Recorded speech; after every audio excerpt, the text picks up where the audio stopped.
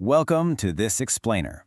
If you think secret agents, complex extraction plans, and political assassinations are just inventions of modern spy thrillers, well, think again. Today we're diving into an absolute masterclass in early espionage, and it's pulled directly from the ancient text of the Mahabharata. We're going to break down these timeless fundamentals of survival and strategy, which honestly are just as applicable to modern covert ops as they were thousands of years ago. Let's get right into it. Okay, picture this ultimate life or death scenario. Seriously, how do you escape a house that was specifically built to be your fiery tomb? Well, the Pandavas and their mother Kunti find themselves locked inside exactly that, a highly inflammable mansion.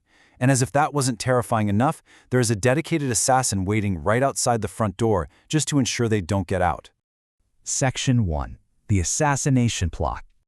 To really grasp the immense stakes of this story, we have to look at the coordinated conspiracy orchestrated by the wicked Duryodhana. Now, this guy was a mastermind. He commanded vast wealth, powerful allies, and he relentlessly pursued the Pandavas without any intermission. His operative on the ground was a man named Purochana, whom the text actually calls a wicked wretch.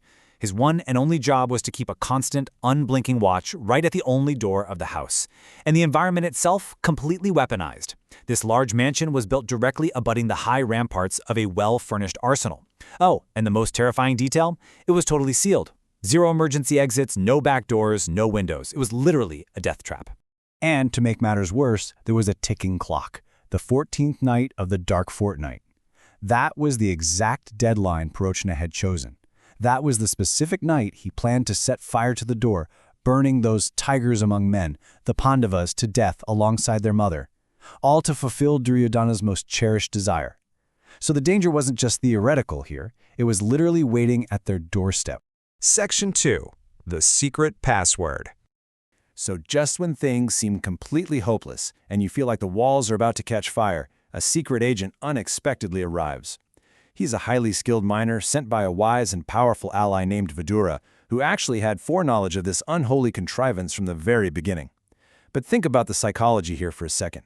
You're in a paranoia-inducing trap, so how does a spy prove he's actually friendly? Well, the miner proves his identity to Yudhishthira using an ancient, highly effective form of spycraft. He verifies a previous highly secure conversation. He tells him that Vidura spoke to him in the coded lac-house tongue, and that Yudhishthira replied in it. This is basically ancient two-factor authentication.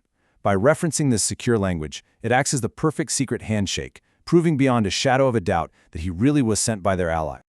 Recognizing this undeniable code, Yudhishthira, the truthful son of Kunti, immediately embraces the miner. He tells him that he now knows him as a dear and trusted friend of Vidura, declaring, "We are as much thine as his. Oh, protect us." Yudhishthira lays out exactly what they're up against, the flammable house, the wealthy enemy, the nearby arsenal, and he practically begs the miner to save them with a little exertion from the impending conflagration.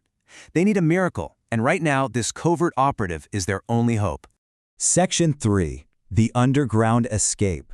Since the house has absolutely no outlets and the assassin is watching the only door, there was really only one way out, down. The miner carefully began his excavation, systematically and silently carving out a massive subterranean passage. And the absolute genius of this covert engineering, the entry point. He placed the mouth of the tunnel directly in the center of the house, perfectly level with the floor, and seamlessly concealed it flush with wooden planks. This highly intricate work had to be done right under the enemy's nose in complete silence. All to evade Purochana, who, remember, was sitting right outside keeping his constant paranoid watch. Section 4. The Art of Deception. But here's the thing. Building a massive secret underground tunnel through solid earth takes a significant amount of time.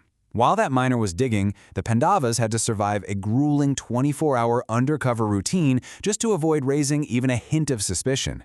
During the daytime, they went hunting from forest to forest, projecting this image of total normalcy and leisure. But nighttime? Oh, totally different story. They slept in their chambers with their arms drawn and ready for use. They had to maintain this carefree facade all day, wandering the woods while remaining intensely vigilant and heavily armed every single night, inside a house they knew was basically a bomb waiting to go off. The psychological weight of this compartmentalization must have been immense.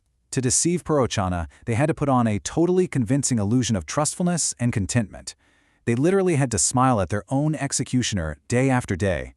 But the reality was incredibly grim. They were living guardedly, entirely trustless, and deeply discontented. Every waking moment was a calculated performance just to keep the assassin completely comfortable, while their desperate escape route was being dug right beneath their feet. All of this survival strategy rested on one absolute principle: total secrecy.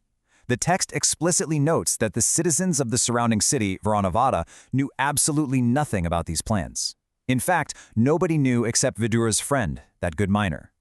Their deception was so flawless that both the impending assassination plot and their desperate subterranean escape route remained completely hidden from the entire world.